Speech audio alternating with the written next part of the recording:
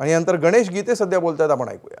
लागू होत नाही, त्यामुळे कोण कोणावर कारवाई करायची तो विषय नंतरचा आहे. पण या ठिकाणी या निवडणुकीमध्ये व्हीप लागू होत नाही, त्यामुळे निश्चितपणे माझाही कालपासून 350-400 नगरसेवकांचे त्या ठिकाणी फोन आले. टोटल मतदार 619 आहे, त्यामुळे मी पण माझ्या लढण्याच्या निर्णयावर ठाम आहे. त्या ठिकाणी आज चर्चा अंती काय निर्णय घ्यायचा ते ठरवू. उद्या माघारीचा शेवटचा दिवस आहे.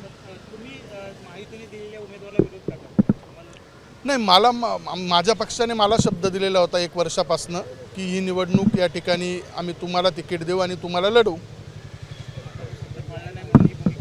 नाही, शब्द पाळण्यापेक्षा महायुती झाली आणि युतीमध्ये सर्व उमेदवार दिले, पण त्या ठिकाणी मला निवडणूक लढण्याची मी 1 वर्षापासून तयारी करत होतो, त्यामुळे आता मी लढण्यावर ठाम आहे. आपल्या बंधूंनी देखील अर्ज भरलेला आहे, ते पण म्हणत आहेत माघार घेणार नाही. दोघांपैकी एक अर्ज मागे घेणार आहे की दोघंही लढणार? नाही, एक जण अर्ज मागे घेईल ना, त्या ठिकाणी एकच जण निवडणूक लढेल असं ठरलेलं नाही. ठरलेलं आहे, त्याला पण शंका वाटत होतो नाही का उद्या माझ्यावर दबाव जर आला तर, त्यामुळे तो पण 1 वर्षापासून त्या ठिकाणी जिल्ह्यामध्ये मेहनत घेत होता, काम करत होता, त्यामुळे त्या ठिकाणी त्याने फॉर्म भरला. ठीक आहे, निवडणूक लढणार आपण थांबा.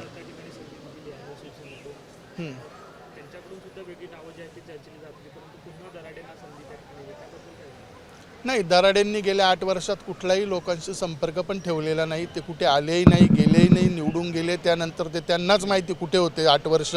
आणि आता नवीन निवडणुकीच्या जर तोंडावर त्यांना परत उमेदवारी दिली तर त्या ठिकाणी मोठ्या प्रमाणावर मतदारांमध्ये नाराजी आहे आणि त्याचा निश्चितपणे मला फायदा होईल. पण आपले बंधू पण म्हणत आहेत की मी माघार घेणार नाही आहे. मग आता नेमकं माघार कोण घेणार दोघांपैकी? नाही, दोघांमध्ये ठरवू ना की मला विड्रॉल घ्यावी लागली तर तो उभा राहील.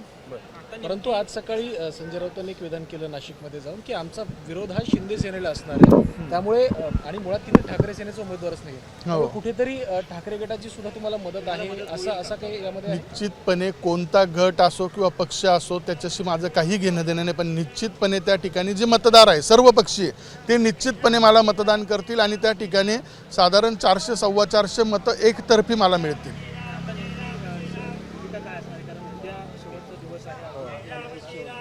नाही, आता मी चर्चा करण्यासाठी आलेलो आहे. चर्चा करून संध्याकाळपर्यंत निर्णय ठरवू. थोडे विज्युअल्स